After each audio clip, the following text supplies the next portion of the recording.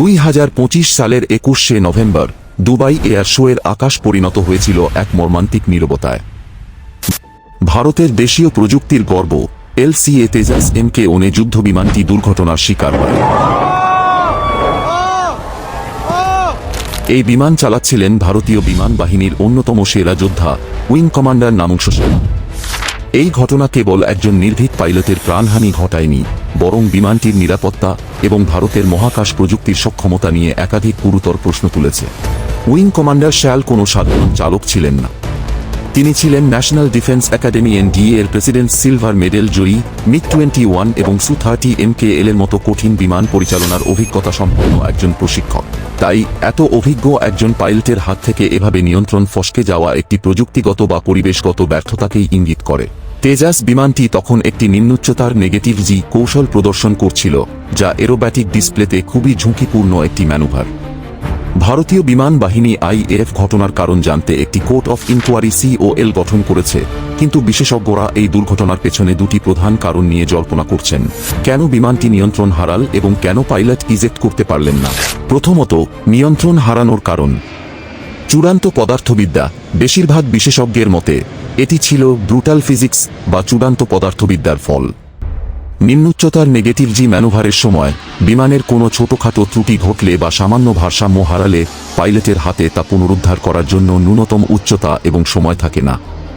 বিমানটি এতটাই দ্রুত মাটির দিকে যাচ্ছিল যে পুনরুদ্ধারের সুযোগ ছিল সামান্য। পাইলটের শারীরিক অক্ষমতা।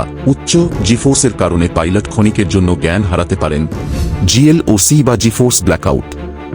যেহেতু শ্যাল চূড়ান্ত চাপের মধ্যে ছিলেন, তাই সেকেন্ডের ভগ্নাংশের মধ্যে এই শারীরিক অক্ষমতা ঘটলে বিমানটির নিয়ন্ত্রণ তৎক্ষণাৎ হারিয়ে যায়।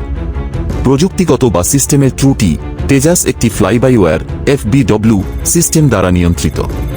তদন্তকারীরা দেখছেন যে নেগেটিভ জি চাপের কারণে ইঞ্জিনের থ্রাস্টে কোনো সমস্যা হয়েছিল কিনা, যেমন ইঞ্জিন থ্রাস্ট লস, অথবা বিমানের সেন্সর ইনপুট বা ফ্লাইট কন্ট্রোল সফটওয়্যার কোনো অপ্রত্যাশিত ত্রুটি দেখিয়েছিল কিনা।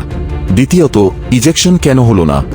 তেজাস বিমানটি মার্টিন বেকার 00 ইজেকশন সিটে সজ্জিত, যা তাত্ত্বিকভাবে শূন্য উচ্চতা এবং শূন্য গতিতেও পাইলটকে বাঁচাতে সক্ষম। তা সত্ত্বেও উইং কমান্ডার শ্যাল সময়মতো ইজেকশন শুরু করতে পারেননি, যার ফলে তার জীবন রক্ষা করা যায়নি।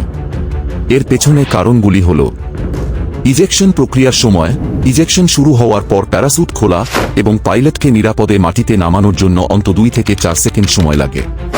বিমানটি এত কম উচ্চতায় এবং এত দ্রুত গতিতে আছড়ে পড়েছিল যে ইজেকশন সিকোয়েন্স শুরু হওয়ার আগেই হয়তো মাটিতে আঘাত করে। ম্যানুভারের তীব্রতা। বিমানটি যদি চরম নেগেটিভ জি বল বা দ্রুত রোলিং অবস্থায় থাকে, তবে পাইলটের পক্ষে ইজেকশন হ্যান্ডেল পর্যন্ত পৌঁছানো অথবা প্রক্রিয়াটি সম্পূর্ণ করা শারীরিকভাবে অসম্ভব হয়ে পড়ে। সুতরাং ইজেকশন ব্যবস্থা থাকা সত্ত্বেও অত্যন্ত কম উচ্চতায় হঠাৎ নিয়ন্ত্রণ হারানোর কারণে পাইলটকে প্রতিক্রিয়া জানানোর বা ইজেকশন সম্পন্ন করার জন্য কার্যত কোনো সময় দেওয়া হয়নি। বর্তমানে ভারতীয় বিমান বাহিনী, IAF এবং দুবাই কর্তৃপক্ষ একত্রে কাজ করছে flight data recorder FDR। Wing commander Namansh শ্যালের এই বিরচিত আত্মত্যাগ, যা আন্তর্জাতিক মহলে রাশিয়ান নাইটসের মতো দলের শ্রদ্ধার মাধ্যমেও স্বীকৃত, ভারতীয় বিমান বাহিনীর জন্য সুরক্ষার মান আরও উন্নত করার দিকে এক কঠিন পদক্ষেপ নিতে উৎসাহিত করবে।